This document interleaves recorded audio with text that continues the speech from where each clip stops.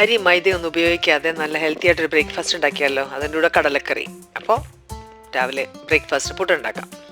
അതിനായിട്ട് ഞാനൊരു കപ്പ് റാഗി എടുത്തിട്ടുണ്ട്. നല്ല പഞ്ഞപ്പുല്ലിൻ്റെ പൊടിയാണേ. അതിന് ഉപ്പിട്ടു, അരക്കപ്പ് വെള്ളം ഒഴിച്ചു. വെള്ളം ഒഴിക്കുമ്പോൾ നിങ്ങൾക്ക് അത് കൂടുതലാണെന്ന് തോന്നും.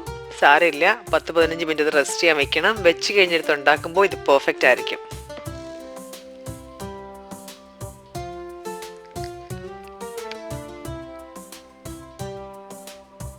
അതവിടെ ഇരിക്കട്ടെ. ആ സമയം കൊണ്ട് നമുക്ക് കടലക്കറി ഉണ്ടാക്കാം. ഞാൻ ക്യാനിലെയാണ് ചിക്ക് പിയ വാങ്ങിച്ചത്. നിങ്ങൾക്ക് കുതിർത്തെടുത്താലും മതി. അത് നല്ലപോലെ പൈപ്പിൻ്റെ ചുവട്ടി പിടിച്ച് ഞാൻ കഴുകിയെടുത്ത് 3-4 പ്രാവശ്യം. എന്നിട്ട് പാൻ ചൂടായപ്പോൾ അതിലേക്ക് കടുക് പൊട്ടിച്ചു, ഇഞ്ചിയും വെളുത്തുള്ളിയും സവോള ഇട്ടു. നന്നായിട്ട് വഴന്ന് കഴിഞ്ഞപ്പോൾ അതിലേക്ക് മഞ്ഞൾപ്പൊടി ആഡ് ചെയ്തു, മുളക് പൊടി, മല്ലിപ്പൊടി, ഇതൊക്കെ നടുക്കോട്ടിട്ട് മൂപ്പിച്ചെടുക്കുമായിരുന്നേ. ഒരു ടൊമാറ്റോയുടെ പകുതി ആഡ് ചെയ്തു. എന്നിട്ട് അത് നന്നായിട്ട് വഴറ്റി.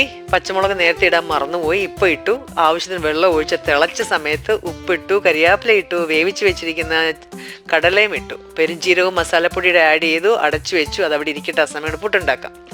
പുട്ട് നല്ലതായിട്ട് ഇളക്കി നോക്കിയിട്ട് കണ്ടോ, പിടിക്കുമ്പോൾ ഇങ്ങനെ പിടികിട്ടിരിക്കണം. അതാണ് പാകം. ഇവിടെ നനഞ്ഞ മണൽ പോലെ.